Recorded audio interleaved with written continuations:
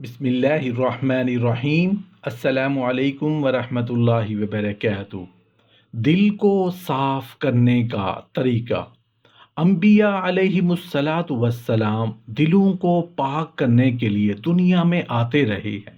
انہوں نے سب سے زیادہ محنت قلوب کی تزکیہ پر کی، سب سے زیادہ زور دلوں کی تطہیر پر دیا، اس لیے کہ دل پاک ہو جائے تو انسان پاک ہو جاتا ہے، دل بدل جائے تو انسان بدل جاتا ہے، دل بدل جائے تو اس کی زندگی بدل جاتی ہے، دل بدل جائے تو مقصد حیات بدل جاتا ہے، دل بدل جائے تو دیکھنے کا انداز بدل جاتا ہے، دل بدل جائے تو محبت اور عداوت کے پیمانے بدل جاتے ہیں، دل بدل جائے تو محنت اور تجارت کے ہدف بدل جاتے ہیں، دل بدل جائے تو گھر بدل جاتے ہیں، دل بدل جائے تو معاشرہ بدل جاتا ہے، دل بدل جائے تو زمانہ بدل جاتا ہے، دل بدل جائے تو تاریخ بدل جاتی ہے،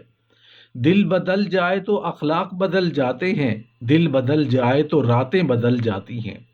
حضرت عبداللہ بن عمر رضی اللہ عنہ سے روایت ہے کہ رسول اللہ صلی اللہ علیہ وآلہ وسلم نے ارشاد فرمایا، بنی آدم کے قلوب اللہ تعالیٰ کی دو انگلیوں میں اس طرح ہے جیسے ایک قلب، وہ اس کو جس طرح چاہتا ہے پھیر دیتا ہے۔ پھر اس کے بعد رسول اللہ صلی اللہ علیہ وآلہ وسلم نے یہ دعا مانگی، یعنی اے اللہ، دلوں کو پھیرنے والے ہمارے دلوں کو اپنی اطاعت کی طرف پھیر دے۔ امام شافعی رحمۃ اللہ علیہ فرماتے ہیں کہ دل کو روشن کرنا ہو تو غیر ضروری باتوں سے پرہیز کریں۔ ارشاد باری تعالیٰ ہے، کیا یہ لوگ زمین پر چلے پھرے نہیں ہیں؟ ان کے دل سمجھنے والے یا ان کے کان سننے والے ہوتے ہیں۔ حقیقت یہ ہے کہ آنکھیں اندھی نہیں ہوتی بلکہ وہ دل اندھے ہو جاتے ہیں جو سینوں میں ہیں، یعنی آنکھوں سے دیکھا اگر دل سے غور نہ کیا تو وہ نہ دیکھنے کے برابر ہے، گو اس کو ظاہری آنکھیں کھلی ہوں پر دل کی آنکھیں اندھی ہیں، اور حقیقت میں زیادہ خطرناک اندھا پن وہی ہے جس میں دل اندھے ہو جائیں۔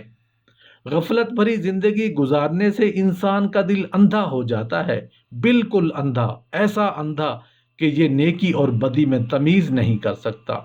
جیسے ایک آدمی کی بینائی نہ ہو، وہ آدمی دوست اور دشمن میں فرق نہیں کر سکتا، اندھیرے اور اجالے میں تمیز نہیں کر سکتا،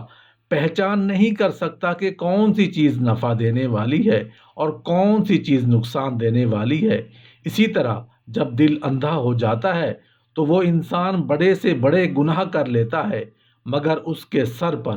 جوں بھی نہیں رینگتی کہ میں نے کوئی اللہ کی نافرمانی کی ہے۔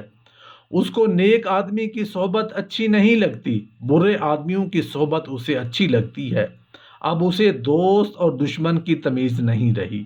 اب اسے نیکی اور بدی میں تمیز نہیں رہی، اب اسے اندھیرے اور اجالے کا فرق معلوم نہیں ہوا کیونکہ دل اندھا ہو چکا ہے۔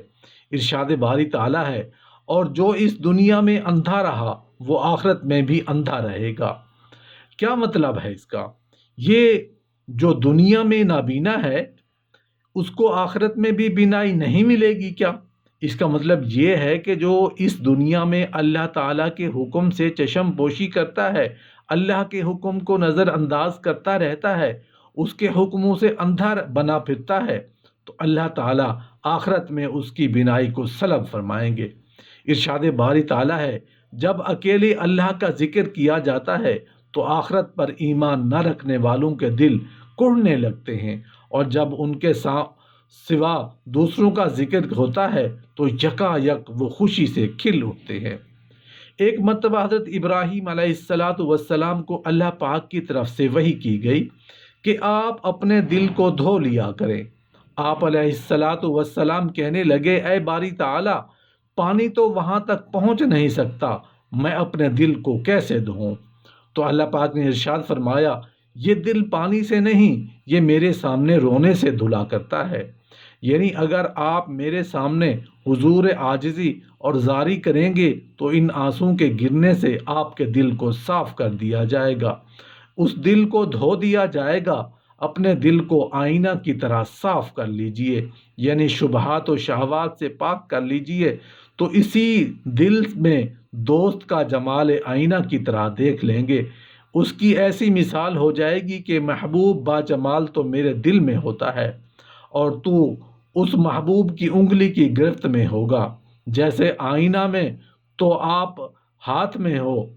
اور آپ آئینہ کے اندر ہوں۔ انسان جب توبہ طائب ہوتا ہے تو دل کی سیاہی دور ہو جاتی ہے، دل کی ظلمت دور ہو جاتی ہے، دل کی سختی دور ہو جاتی ہے، اور جب انسان اللہ پاک کے سامنے سر بسجود ہو کر اپنے گناہوں سے سچی پکی توبہ کرتا ہے تو اللہ تعالیٰ دل کو دھو دیتے ہیں۔ انسان کا دل زمین کی مانند ہے،